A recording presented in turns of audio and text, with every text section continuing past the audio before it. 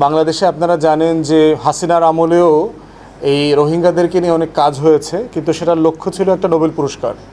সমস্যাটা সমাধান করবার জন্য আসলে মৌলিক কাজ গত 7-8 বছরে হয় নাই।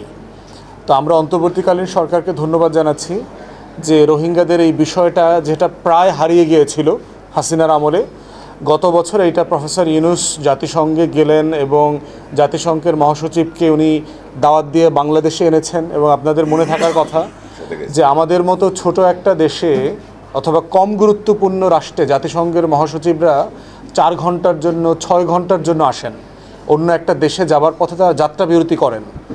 কিন্তু সেইখানে প্রফেসর ইউনূসের দাওয়াতে জাতিসংঘের মহাসচিব মহোদয় উনি 4 দিন বাংলাদেশে ছিলেন।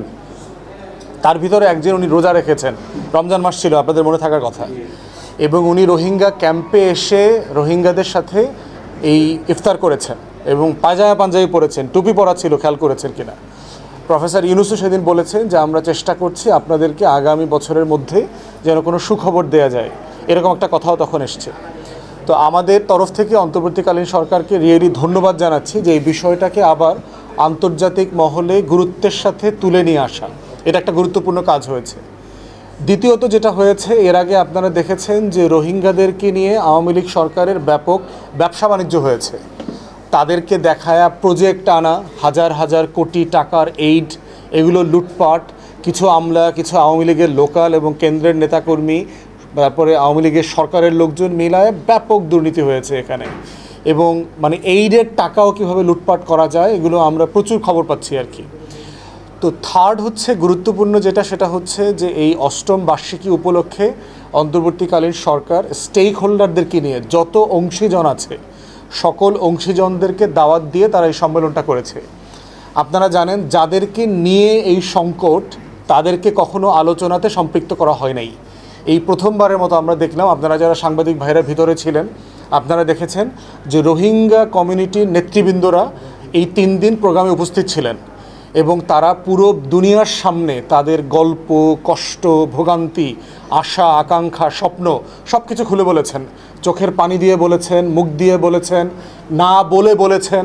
অনেক মানুষ আছে কথা না বলেই অনেক কথা বলতে পারে, সেই কষ্টের কথাগুলো ওনারা বলেছেন।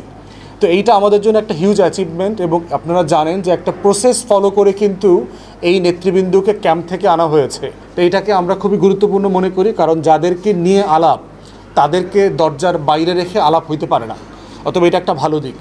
তৃতীয়ত এই সম্মেলনের যেটা ভালো দিক সেটা হচ্ছে যে আপনার সকল রাজনৈতিক দলের প্রতিনিধিরা এই সম্মেলনে ছিল।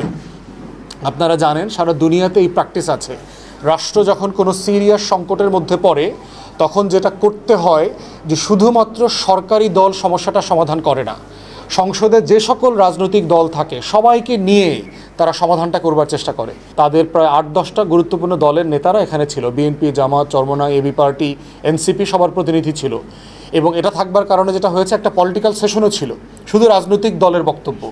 এবং আমরা সবাই একো করেছি যে অন্তর্বর্তীকালীন সরকার যেই পদ্ধতি নিয়ে, যেই নীতি কৌশল নিয়ে রোহিঙ্গা সমস্যার সমাধান করবার চেষ্টা করছে, যেই সরকারি ক্ষমতায় আসুক ফেব্রুয়ারি মাসে, তারা যেন এই পলিসিটা কন্টিনিউ করে।